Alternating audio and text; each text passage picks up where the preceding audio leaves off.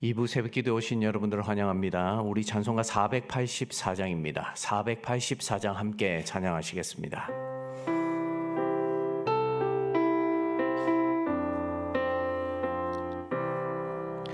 내 맘에 주여 소망 되소서.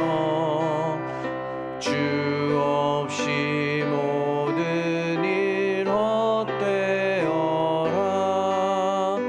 밤에나 낮에나 주님 생각, 잘 때나 깰 때 함께 하소서. 지혜의 주여 말씀으로서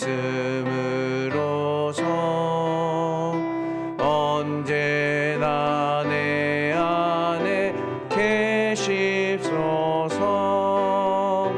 주는 내 아버지 나는 아들, 주 안에 내가 늘 함께하네. 세상의 영광 나 안 보여도 언제나 주님은 나의 기업. 주님만 내 맘에 계시오니 영원한 주님 참기하셔라. 영원한 주님 내 승리의 주, 하늘의 기쁨을 주옵소서. 어떠한 고난이 닥쳐와도 만유의 주여 소망 되소서. 아멘.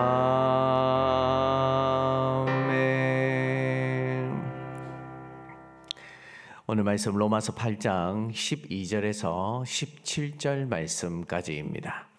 로마서 8장 12절에서 17절 말씀입니다. 우리 한 절씩 교독하도록 하시겠습니다. 12절 제가 먼저 읽겠습니다. 그러므로 형제들아, 우리가 빚진 자로 돼 육신에 계셔서 육신대로 살 것이 아니니라. 너희가 육신대로 살면 반드시 죽을 것이로되 영으로서 몸의 행실을 죽이면 살리니, 무릇 하나님의 영으로 인도함을 받는 사람은 곧 하나님의 아들이라. 너희가 다시 무소하는 종의 영을 받지 아니하고 양자의 영을 받았으므로 우리가 아빠 아버지라고 부르짖느니라. 성령이 친히 우리의 영과 더불어 우리가 하나님의 자녀인 것을 증언하시나니, 자녀이면 또한 상속자 곧 하나님의 상속자요 그리스도와 함께 한 상속자니, 우리가 그와 함께 영광을 받기 위하여 고난도 함께 받아야 할 것이니라. 아멘. 바울은 우리의 영적인 생활에 있어서 싸움이 있다는 것을 계속해서 말해주고 있습니다.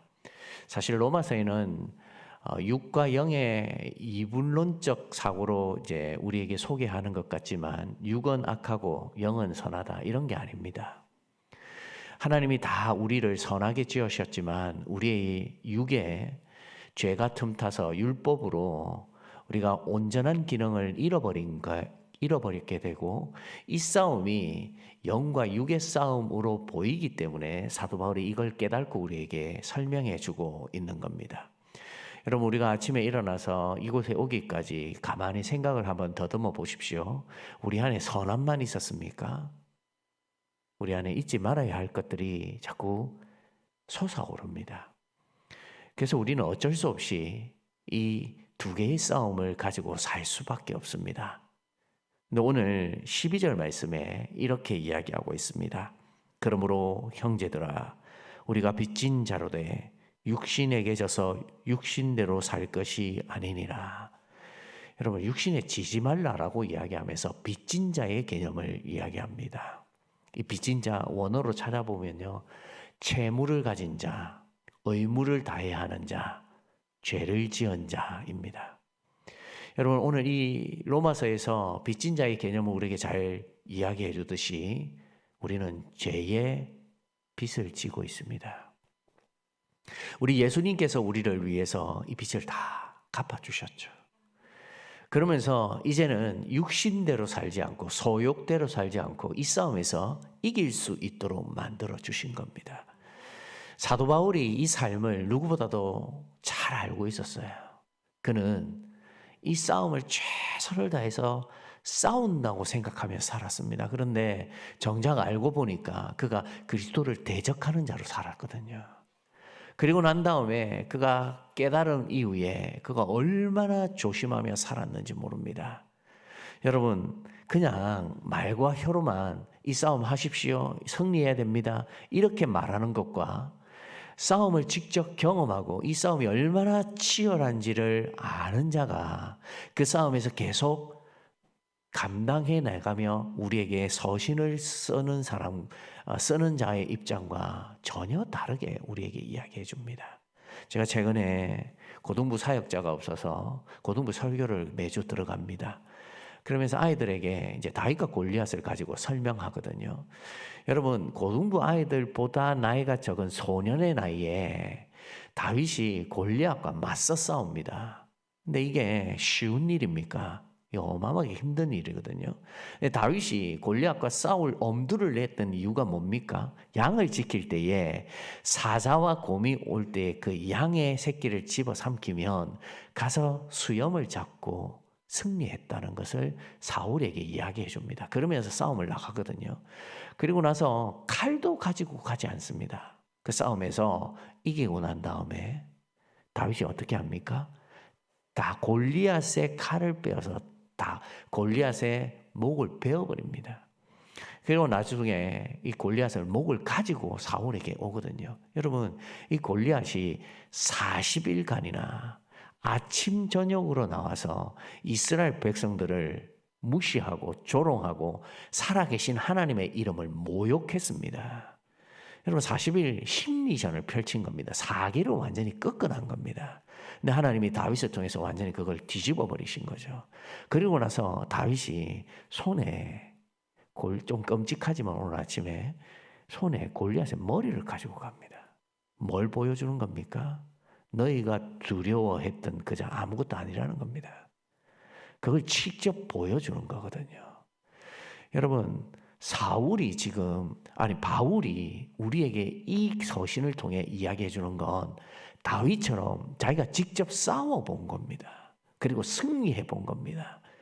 그리고 우리가 이 싸움을 감당해야 되는 걸 알려주는 거거든요. 그래서 이 서신은 우리에게 너무 중요합니다.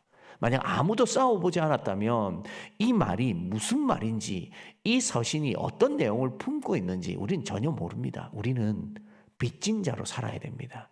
우리의 상황을 정확하게 알아야 되죠.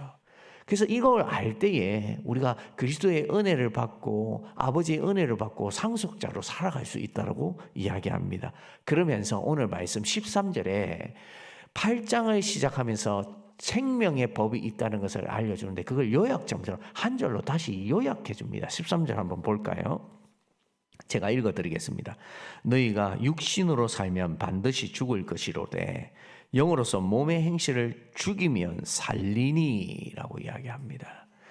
여러분 저와 여러분들이 사는 방법은 육의 행실을 죽이고 영으로 살아야 합니다. 오늘 본문의 말씀에 하나님의 영으로 사는 자는 하나님의 아들이 된다라고 약속을 주셨어요.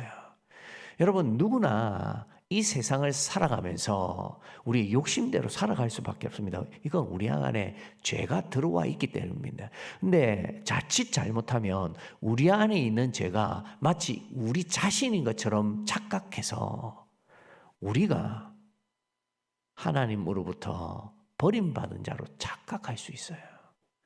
우리 안에 있는 것을 사도 바울이 정확하게 보라 하잖아요. 우리 안에 들어온 죄가 우리를 그렇게 만든다고요. 그러면 이 죄를 뭐 해야 되죠? 떼어내야 됩니다. 근데 이 떼어내는 게 바울이 우리에게 설명해 주는데 쉽다라고 이야기해 주는 게 아닙니다. 어마어마하게 힘들다고 이야기해줘요. 자신도 어마어마하게 힘들었습니다. 고난을 받으면서 도대체 예수 그리스도께서 우리에게 주신 것이 뭔지를 조금씩 알아감을 통해 우리에게 정리된 걸 로마서를 통해 알려주는 거잖아요. 여러분, 그러면서 우리에게 15절 말씀 이야기해 줍니다. 15절 같이 읽겠습니다. 시작. 너희는 다시 무소하는 종의 영을 받지 아니하고 양자의 영을 받았으므로 우리가 아빠 아버지라고 부르짖느니라. 아멘. 여러분, 우리가 양자의 영을 받지 않고 하나님의 자녀가 안 되면 감히 하나님을 아빠 아버지라 부를 수 있습니까? 바울이 자기가 어떤 상태였다가 지금 하나님을 이렇게 부를 수 있는 은혜를 입었다라고 우리에게 알려주는데, 이 싸움이 극렬하다는 겁니다. 여러분, 누구든 믿음은 가질 수 있습니다. 근데 그 믿음을 가지고 하나님 앞에 최선을 다하는 것 아무나 할 수 있는 게 아니죠. 세상의 사람들은 자기의 좋을 대로 살아갑니다. 근데 믿음의 사람은 교회 안에 있으면서 자기의 마음대로 살면 안 됩니다. 왜요? 우리는 아빠 아버지를 모시고 있는 상속자거든요.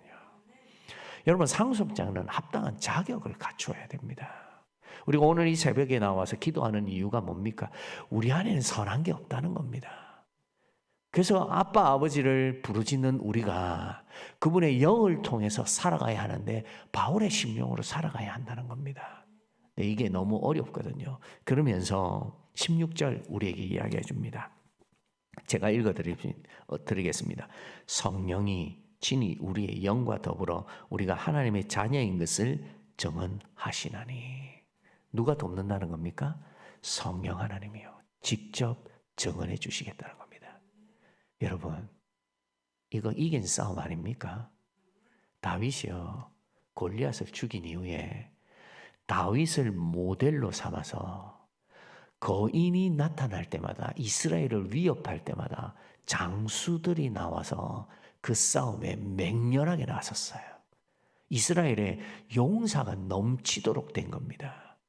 바울이 이 싸움 직접 싸우면서 우리에게 자기의 모델을 보여주면서 우리에게 어떤 자극을 주냐면 성령 하나님이 도울 터이니 최선을 다해 감당하라는 겁니다. 저는 오늘 이 설교의 제목을 상속자로 살아가라 라고 잡았습니다. 상속자가 되는 건 아무나 할 수 없는 거거든요. 여러분, 상속이 뭡니까? 예수 그리스도께서 우리와 함께 라고 표현합니다. 우리 오늘 본문의 말씀 17절 한 번 더 읽어볼까요? 같이 읽어보겠습니다. 시작. 자녀이면 또한 상속자 곧 하나님의 상속자요 그리스도와 함께 한 상속자니 우리가 그와 함께 영광을 받기 위하여 고난도 함께 받아야 할 것이니라. 아멘. 이 싸움 고난이죠. 정말 힘든 싸움입니다. 죄와 피 흘리기까지 싸우는 거 아무나 할 수 없죠. 근데 우리 안에 있는 육의 행실을 죽여야 됩니다. 이거 죽이지 않으면 우리는 하나님이 알려주시고자 하는 상속자의 삶 모릅니다. 아빠 아버지라 부리는 우리의 심령 모릅니다. 성령 하나님께서 우리를 견인해 가신다는 것, 이건 알 수 없는 겁니다. 사랑하는 여러분, 저와 여러분들이 오늘 이 상속자로 살아간다는 것이 무엇인지 바울의 심령으로 이해해야 해요. 그래야 우리가 어떤 삶을 살지를 알 수 있습니다. 여러분, 바울조차도 고린도전서 9장 27절에 뭐라고 이야기하냐면 전파한 후에 내가 도리어 버림을 받을까 봐 두려워한다라고 이야기합니다. 여러분, 이 마음이 우리 안에 있어야 돼요. 근데 저와 여러분들이 바울의 모범을 쫓아 살아가고 있습니까? 바울이 우리에게 예수님처럼 살라고 이야기하지 않습니다. 왜요? 예수님은 너무 완전한 모델이시거든요. 근데 자기처럼을 할 수 있다는 겁니다. 왜요? 자기도 똑같은 유혹의 소욕에 사로잡혀 살던 자였는데 상속자로 살면서 빚진 자의 삶이 어떤 것인지를 정확하게 알고 자기의 위치를 알아서 날마다 우리 주님을 의지하고 성령의 도움을 받고 우리 성부 하나님께 아바 아버지라 부르면서 살아갔던 자였기 때문입니다. 여러분, 우리가 이거 깨달는 거 중요하죠. 그런데 깨달는 것으로 그만이면 우리는 이 말씀이 가지고 있는 진리가 뭔지 모릅니다. 바울이 먼저 보여줬잖아요. 이거 감당할 수 있다라고요. 죄를 떼내올 수 있다라고요. 상속자로 살 수 있다라고요. 그러면 저와 여러분들이 오늘 이 말씀을 통해 상속자답게 살아야죠.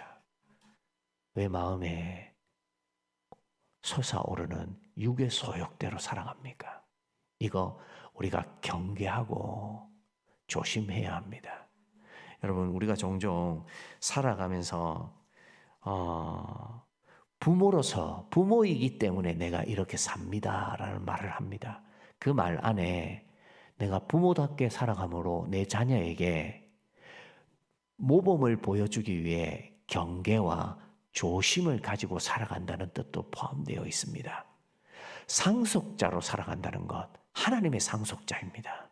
그러면 우리는 그리스도와 함께 그리스도의 모범을 쫓아 살아갔던 바울처럼 우리도 경계와 조심을 가지고 살아가야 하지 않겠습니까? 이 모범 우리에게 바울이 절박하고 절실하게 말해주고 있는 겁니다. 이 로마서가 조금 어려워 보이지만 좀 들여다보고 이해하기 시작하면 이 말씀보다 바울의 신앙의 정수를 들여다볼 수 있는 성경이 없어요. 저와 여러분들에게 이걸 계속 이 추상적인 것을 눈으로 명백하게 보여주기 위해서 얼마나 구체적으로 자기의 경험을 바탕으로 기록하고 있는 말씀인지 모릅니다. 사랑하는 여러분, 이 말씀 붙드십시오. 그리고 상속자로 살아가십시오. 여러분의 삶에 하나님이 부어주시는 은혜가 있다면 바울이 경험했던 이 은혜 저와 여러분들도 똑같이 경험하게 될 겁니다. 그래서 하나님의 상속자로 고난과 싸움은 있지만 영광이 임하는 믿음의 사람들이 되기를 주님의 이름으로 축원합니다. 기도하겠습니다. 사랑하는 주님, 우리의 모습에는 여전히 죄악이 있습니다. 그래서 상속자로 살지 못할 때가 많이 있습니다. 그러나 주님이 우리를 돕기 위해 지금도 성령 하나님을 보내주시고 우리 성부 하나님을 아바 아버지라 부를 수 있는 자격을 주셨고 그리스도와 함께 상속자로 세워주셨다는 것 오늘 말씀을 통해 알게 되었습니다. 사랑하는 주님, 우리가 이 마음을 흐트러뜨리거나 잊어버린 채 살지 않게 해 주시옵소서.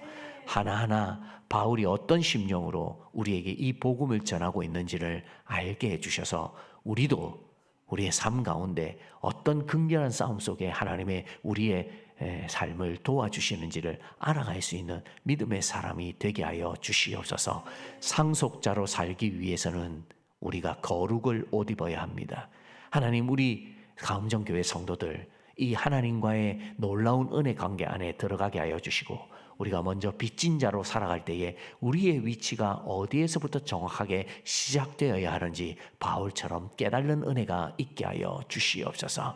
그리하여 우리 삶의 고난과 역경만 있는 것이 아니라 하나님이 주시는 영광과 상속자의 영광이 있게 하여 주셔서 우리의 삶이 주님과 함께 동행하게 하여 주시고 그 어느 때보다 기름지고 하나님 우리의 영혼에 밝은 빛이 임할 수 있는 은혜가 있게 하여 주시옵소서.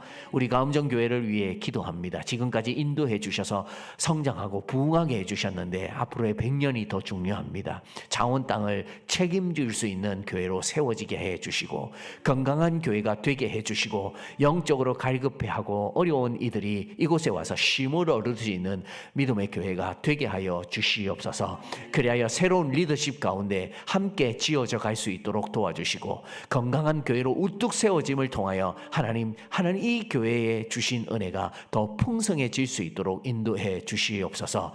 120주년 기념교회를 분립 개척고자 합니다. 사랑하는 주님께서 성도들의 마음을 붙잡아 주셔서 그 교회에 헌신된 자들을 가게 해 주시고 그 교회도 또한 아름답게 세워지게 하여 주셔서 가음정교회도 분립되어지는 지혜지역의 교회도 하나님 은혜 가운데 세워질 수 있도록 도와주시옵소서. 이 선한 사역이 얼마나 하나님께서 함께하여 주시고 간섭해 주시는지를 우리의 두 눈을 들어서 목도할 수 있도록 인도해 주시옵소서.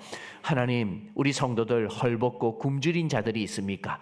육신의 질병으로 힘들어하는 자들이 있습니까? 그들이 어떤 자리에 있든지 바울이 가진 이 신앙 붙들고 상속자로 살 수 있도록 도와주셔서 그 마음에 육신의 소욕으로 사는 것이 아니라 마음이 꺾여 사는 것이 아니라 하나님이 주시는 영광에 이를 수 있도록 인도해 주시옵소서. 하나님, 우리 자녀들 시험을 치르고 이제 대학 입시를 준비하고 또한 기회를 합격을 소식을 듣는 이들도 있습니다. 마음이 염려되고 불안할 겁니다. 그러나 최선을 다해 싸우니 그들의 마음을 위로하여 주시고 좋은 기회가 올 수 있도록 도와주시고 혹이라도 하나님 원하는 바 이루어지지 않는다 할지라도 그 마음의 실망감으로 하나님 앞에 서는 것이 아니라 하나님이 나에게 주시는 메시지가 무엇인지를 찾아갈 수 있는 믿음의 자녀들 되게 하여 주시옵소서. 삶은 연속됩니다. 하나님 이 연속되는 삶 속에 어떻게 우리가 인내로 감당하고 하나님이 주시는 것들을 감당해낼 수 있는 믿음의 자녀가 될 수 있는지를 하나님 계속해서 인도하여 주시옵소서.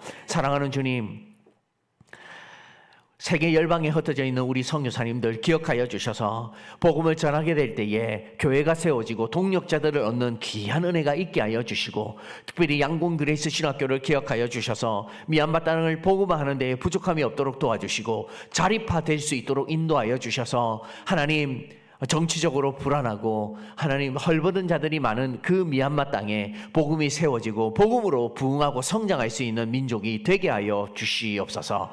이제 우리가 개인적으로 기도하고자 합니다. 우리의 마음에 성령 하나님께서 찾아와 주셔서 합당으로 기도하게 하여 주시고 하나님과 교제하고 돌아갈 수 있는 믿음의 시간이 되게 해 주시옵소서. 이 모든 것을 우리 주 예수 그리스도의 이름으로 기도드리옵나이다. 아멘. 우리 개인적으로 기도하시고 자유하시겠습니다.